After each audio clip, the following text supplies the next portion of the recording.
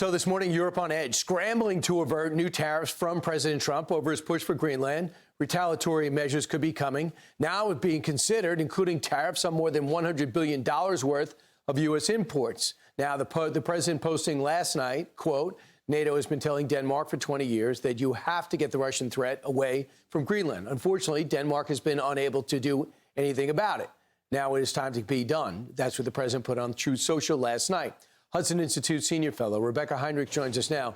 Hey, Rebeccah, these two are looking for a standoff. Is there an off-ramp? I think there is, Brian. I think that the faster we can get to a point where we are collaborating with the Europeans and not having an adversarial relationship, the better.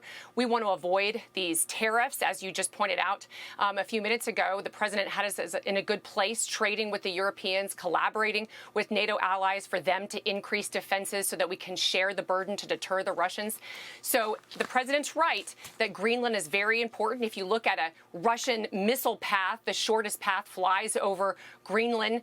If, heaven forbid, there would be a missile flying to the United States. And so that is a really important strategic area for the United States, but it is for NATO. And so the president can collaborate. The Danes are very willing to work with President Trump under the current treaty we have with them. So it's good for the United States to work with our allies on this point, Brian. Right. And Denmark is, for their size, they do a lot with NATO, and they've been a very loyal ally.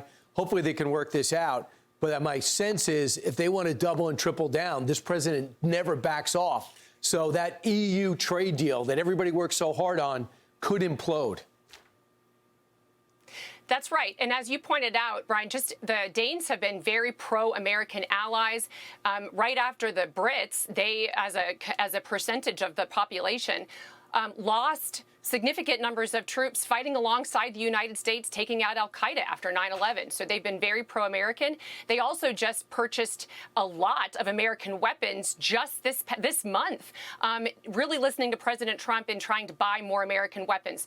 But again, they need to look for opportunities to collaborate with the United States so that we can move on a more solid footing here together. And the one thing people like you, deep thinkers who think about foreign policy and do it for a living, say if you look at what the president's been doing, from the Panama Canal challenge, which still has to be remedied, to the Venezuela and Maduro, putting him in a Brooklyn jail cell, to now pressuring Iran.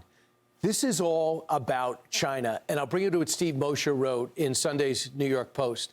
He says, with China dependent upon U.S. goodwill for access now to oil, and with the reinforced U.S. presence along the Pacific Rim, the odds of a successful attack go way down, increasing the likelihood that Beijing will not even attempt it. Meanwhile, Taiwan. The bottom line is that the loss of Venezuela and Iran, two of China's most important proxies, means that China will be forced to put its dream of dominating Asia on hold because they've been giving discount oil to China in Venezuela and Iran. And now secondary sanctions could be coming down generated from Congress and signed into law by the president because of China continuing to buy oil from Russia. So they could be hit again. That's exactly right. I mean, if the globe was a chessboard, President Trump taking out Maduro is taking out a significant pawn in the hands of the Chinese communists. You get a pro-American country in Venezuela to trade with the United States. You take away all of those oil imports going to China. The same thing with Iran. China needs, there's an authoritarian axis against the United States led by the Chinese communists. It's China working with the Russians, the Iranians, the North Koreans, and then these narco-communist states in our hemisphere, Brian.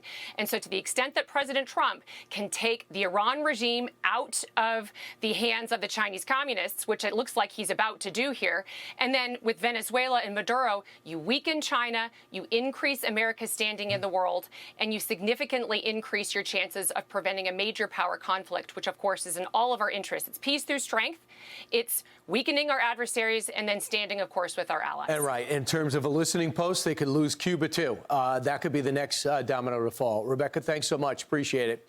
Hey, everyone. I'm Emily Campagno. Catch me and my co-hosts Harris Faulkner and Kaylee McEnany on Outnumbered every weekday at 12 p.m. Eastern, or set your DVR. Also, don't forget to subscribe to the Fox News YouTube page for daily highlights.